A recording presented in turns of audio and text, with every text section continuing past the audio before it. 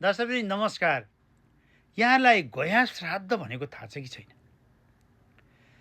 हामीले पितृहरूको मुक्तिको लागि, पितृ दोषबाट मुक्त हुनको लागि र साथै आफ्नो कुलको 21 कुलको उद्धार हुनको निम्ति चाहिँ गया श्राद्ध गर्नै पर्छ, जुन गर्नाले हाम्रा 3टा ऋणबाट मुक्त होइन्छ भनेर हाम्रो शास्त्रमा भनिएको छ। देव ऋण, ऋषि ऋण र पितृ ऋणबाट हामी मुक्त होइन्छ। गया श्राद्ध गर्नुभन्दा अगाडि हामीले उत्तर गयाको श्राद्ध गर्नै पर्छ। उत्तर गया काठमाडौँको गोकर्णमा छ, अन्य स्थानमा पनि उत्तर गया छ। त्यो ठाउँमा उत्तर गया गरेर दक्षिणमा गएर गया श्राद्ध चाहिँ अवश्य पनि गर्नु होला है।